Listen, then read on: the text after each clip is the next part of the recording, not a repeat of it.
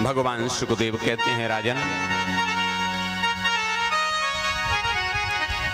एक बार भगवान नारायण से मिलकर के दुर्वासा जी आ रहे थे। भगवान ने अपनी प्रसादी माला दुर्वासा जी के गले में धारण कराई। रास्ते में इनको इंद्र मिल गए, तो वो प्रसादी माला दुर्वासा जी ने इंद्र के गले में डाल दी। इंद्र ने ध्यान नहीं दिया, वो माला ली और हाथी के गले में डाल दी। हाथी ने उसको सूंड से पकड़ करके नीचे पैरों में डाल दिया और पैरों से कुचल दिया। उसको देख करके दुर्वासा जी क्रोधित हो गए, अरे इंद्र, तूने भगवान की प्रसादी माला का अपमान किया है, जा तू दरिद्र हो जा।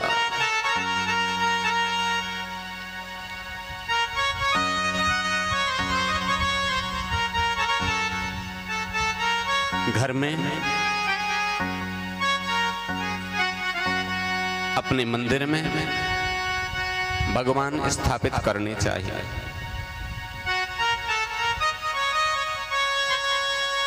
जिसकी जिसमें आस्था है, जिसमें विश्वास है, जो जिसके इष्ट देव है। कोई ठाकुर जी की सेवा करता है तो कोई माता रानी की सेवा करता है, कोई विष्णु जी की सेवा करता है तो कोई शंकर जी की सेवा करता है। विषय ये नहीं है कि आप किसकी मूर्ति घर में रख रहे हैं, किंतु विषय ये जरूर है कि कैसी मूर्ति घर में रख सकते हैं।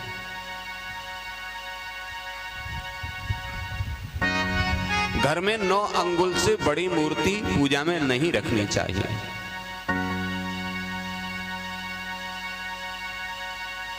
उससे बड़ी मूर्ति यदि रखनी है तो उसके लिए अलग मंदिर बनाना पड़ता है, मंदिर में उस मूर्ति को स्थापित किया जाता है। घर के मंदिर में चल प्रतिष्ठित जो मूर्ति रखी जाती है वो नवांगुलम्मा 9-10 अंगुल की ही रख सकते हैं। आप अपने शोकेस में कोई सजा करके कोई चित्र, कोई मूर्ति कुछ रख रहे हैं, वो तो एक अलग विषय है, वो पूजा की नहीं है। और मूर्ति जब घर में आप रख रहे हैं, किसी भी भगवान को आपने घर में अपने मंदिर में स्थान दिया हुआ है, तो फिर ये भी आवश्यक है कि उनका धूप दीप होना चाहिए, भोग लगना चाहिए, दीपक जलना चाहिए, स्नान होने चाहिए। और जब आप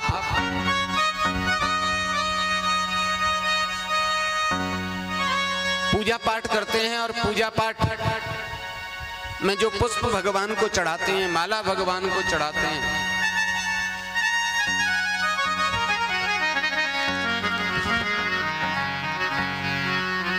बोले भक्त वत्सल भगवान की, बोले कृष्ण कन्हैया लाल की, जय जय श्री राधे श्याम।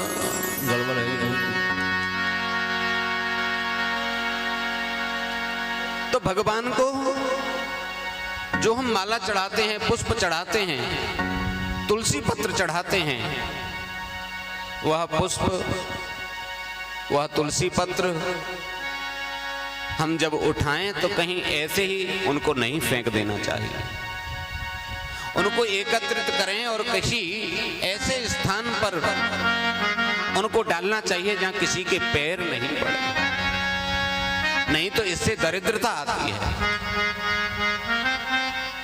अभी आपने श्रवण किया कि दुर्वासा जी ने शाप इसीलिए दिया कि उसने प्रसादी माला का अपमान किया था। और घर में भगवान रखते हैं तो सुंदर भोग बनाएं, भोजन प्रसादी वही बनाएं जो भगवान को भोग लगाया जा सके, और भगवान को भोग लगा करके फिर स्वयं उसे प्रसाद रूप में पाना चाहिए।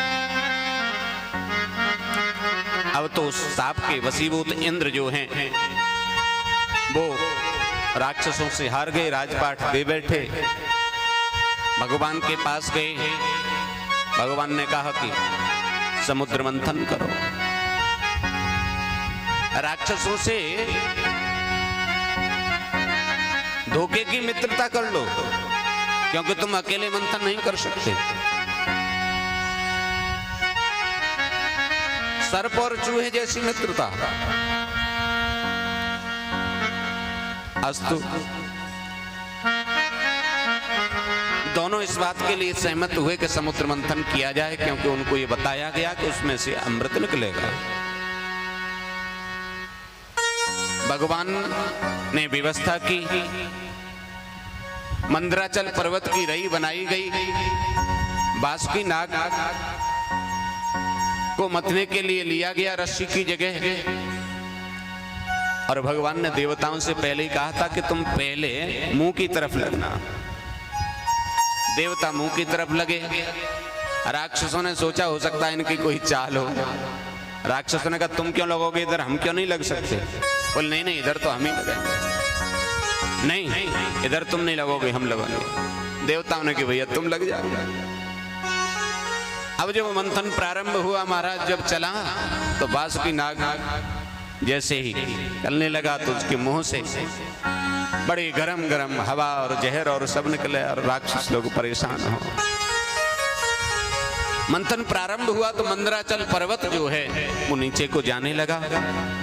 उसकी रक्षा करने के लिए आज स्वयं भगवान कच्छप रूप में पधारे और मंदराचल पर्वत को अपनी पीठ पर धारण किया। बोले कच्छप भगवान की जय। समुद्र मंथन हुआ। सबसे पहले उसमें से हलाहल विष निकला। उस विष को लेके क्या करें, भयभीत होने लगे सभी राक्षस, सभी देवता। भगवान ने कहा कि इसको लेकर के भगवान शंकर के पास जाओ। भगवान शंकर के पास लेकर के पहुंचे। भगवान शंकर ने क्या कहा, क्या है? बोले इसमें जहर है। भगवान ने आपके लिए भेजा है, मेरे लिए भेजा है। तुरंत भगवान शंकर ने उस जहर के पात्र को लिया, अपने मुंह से लगाया और गट गट गट करके पीने लगे। और जैसे ही वो जहर गले तक पहुंचा तो भगवान शंकर को स्मरण आ गया, अरे मेरे हृदय में तो मेरे राम जी का वास है, यदि ये वहां तक पहुंचेगा तो मेरे राम जी को कष्ट होगा। इसलिए उस विष को गले से नीचे नहीं जाने दिया, गले में ही धारण कर लिया, जिसके कारण भगवान शंकर का गला नीला पड़ गया। और जब से उनका गला नीला पड़ा महाराज, तब से उनका एक नाम पड़ गया नीलकंठ। बोले नीलकंठ महादेव की जय। हर हर महादेव। फिर उसमें से विविध प्रकार के रत्न निकले। ऐरावत हाथी निकला जो इंद्र को दिया गया। उच्चैश्रवा घोड़ा निकला।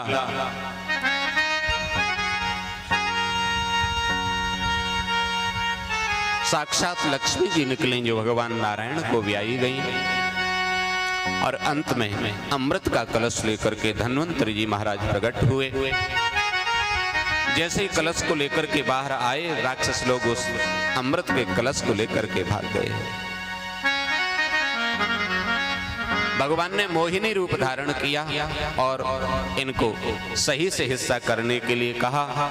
एक तरफ राक्षसों की पंक्ति को बिठा लिया, एक तरफ देवताओं की पंक्ति को बिठा लिया और इनको समझाया, देखो ऊपर तो पानी पानी है, असली माल तो नीचे है, इसलिए नीचे वाला मैं तुम्हें पिलाऊंगा, ऊपर वाला पहले इन देवताओं को बहका दूंगा। मोहिनी नाम ही था भगवान का, उनके प्रेम में आबद्ध ये राक्षस थे। इन्होंने कहा कोई बात नहीं, अच्छा अच्छा माल ही पिलाना हमें। तो भगवान अमृत पिलाते हुए देवताओं को आ रहे थे। छल से देवताओं की पंक्ति में ही एक राहु नाम का राक्षस था, वो वेश बदल करके बैठ गया। पिलाते पिलाते भगवान आ रहे, सभी ऐसे ओक करते थे, भगवान उसमें कर देते थे। जैसे ही इसने ओक की, भगवान ने अमृत कर दिया, तो पास में बैठे सूर्य और चंद्रमा ने बताया, भगवान ये तो राक्षस है। तुरंत भगवान ने अपने चक्र सुदर्शन से उसके शीश को अलग कर दिया, किंतु तब तक वो अमृत का पान कर चुका था, इसलिए उसकी मृत्यु नहीं हुई और वो फिर दो भागों में हो गया।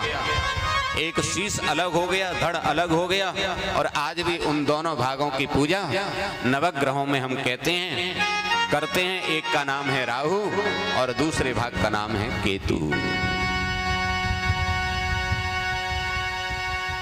भगवान सुखदेव कहते हैं, राजन, देवता और दानव दोनों ने एक ही उद्देश्य, एक ही प्रयोजन से एक साथ प्रयास किया, किंतु एक को अमृत मिला और एक को पीने को सुरा मिली। इसका एक ही कारण है कि जब व्यक्ति अपने पुरुषार्थ से सब कुछ पाना चाहता है तब उसमें कहीं ना कहीं कुछ कमी रह सकती है, किंतु जब किसी कार्य को हम भगवान के अधीन होकर करते हैं, भगवान पर डाल करके करते हैं, तो वो कार्य संपूर्ण जो है उसमें सफलता प्राप्त होती है। देवता तो भगवान के अधीन थे और भगवान की आज्ञा का पालन कर रहे थे, इसलिए भगवान के अधीन होते हुए कार्य करने की वजह से देवताओं को अमृत पीने को मिला और राक्षसों को सुरा पीने को मिली। बोलिए भक्त वत्सल भगवान की जय।